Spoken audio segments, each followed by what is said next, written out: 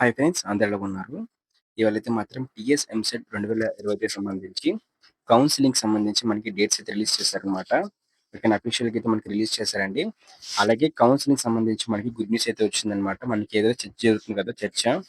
ఏదైతే మనకి కౌన్సెలింగ్‌కి సంబంధించి ఫీజులు పెంచితేనే మనకి కౌన్సెలింగ్ స్టార్ట్ చేయాలని చెప్పేసి మనకి చర్చ జరుగుతుందండి. అయితే దానికి సంబంధించి ముగింపు పెడుతూ మనకి నిన్న సీఎం సంబంధించి మనకైతే ఒక న్యూస్ ఆర్టికల్ రిలీజ్ చేశారనమాట మీటింగ్‌ల తరపు నుంచి అయితే మాత్రం.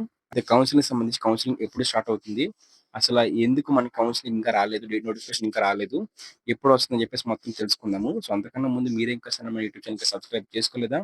సబ్స్క్రైబ్ అయితే చేసుకోండి. ఫర్దర్ అప్డేట్స్ కోసం అయితే మాత్రం సబ్స్క్రైబ్ చేసుకుంటేనే మీకు ఫర్దర్‌గా వీడియోస్ అనేవి వస్తూ ఉంటాయన్నమాట.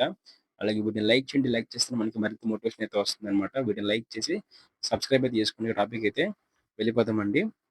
అయితే ఇవాళైతే మనకి ఈ యొక్క ఆర్టికల్ అయితే రిలీజ్ చేశారండి. ఈ ఆర్టికల్ ప్రకారంగా మనకేంటి అనుకున్నట్లయితే, మనకి ఈ తెలంగాణ కౌన్సెలింగ్‌కి సంబంధించి అయితే మాత్రం కౌన్సెలింగ్ అయితే ఎంత వీలైతే అంత వేగంగా అయితే మనకి తెలంగాణ ప్రభుత్వం అయితే పెట్టాలని చెప్పేసి అయితే కోరుకుంటుంది. సో, దాన్ని బట్టి మనకి తెలంగాణ ప్రభుత్వం అయితే మాత్రం అయితే ప్రైవేట్ ఇంజినీరింగ్ కాలేజీలు అయితే మాత్రం దీనికి సంబంధించి పూర్తి విరుద్ధంగా అయితే మాట్లాడుతున్నారు. అయితే వీళ్ళంటుంది ఏమనుకున్నట్లయితే ప్రైవేట్ ఇంజినీరింగ్ కాలేజ్‌లో అయితే మాత్రం మనకి చెప్తుంది ఏంటి అనుకున్నట్లయితే గతంలో మనకి ఫీజులు పెంచుతామని చెప్పేసి 2025లో మనకి హామీ అయితే ఇచ్చారు కదా! సో, దాని ప్రకారంగా అయితే మీరైతే ఫీజులయితే పెంచండి అని చెప్పేసి వాళ్ళు చెప్తున్నారనమాట. సో, దాన్ని బట్టయితే మాత్రం ప్రభుత్వం అయితే మాత్రం పెంచుతామని చెప్పినప్పటికీ కూడా మనకి ఫీజులయితే పెంచమని చెప్పేసి పూర్తిగా అయితే ఖండిస్తున్నారండి. అయితే ప్రైవేట్ ఇంజినీరింగ్ కాలేజీలు మాత్రం మనకి దీనికి సంబంధించి కోర్ట్‌నయితే ఆశ్రయించే అవకాశం అయితే ఉందనమాట. అయితే సీఎం రేవంత్ రెడ్డి గారైతే మాత్రం చెప్తున్న దాన్ని బట్టి ఏంటి అనుకున్నట్లయితే అంతా మీ ఇష్టమేనా అని చెప్పి ఈ ఆర్టికల్ పూర్తి సారాంశం ఏంటి అనుకున్నట్లయితే నిన్న చర్చ జరిగిందనమాట. అయితే ఫైర్ అయితే అయిపోయారనమాట ఆయనైతే. ఆయన చెప్పిన దాన్ని బట్టి ఏంటి అనుకున్నట్లయితే ఏది అయినప్పటికీ కూడా మనకి జులై 4 తారీఖు నుంచి మనకి కౌన్సెలింగ్ స్టార్ట్ అవుతుందని చెప్పేసి చెప్పడం జరిగింది. అలాగే ఈ కౌన్సెలింగ్ సంబంధించి మేనేజ్మెంట్ కూడా మనకి ఇష్టం వచ్చిన ఆర్టికల్ అయితే ఇవ్వకండి, ఇష్టం వచ్చిన ఆర్టికల్ అయితే రాయకండి అని చెప్పేసి చెప్తున్నారు.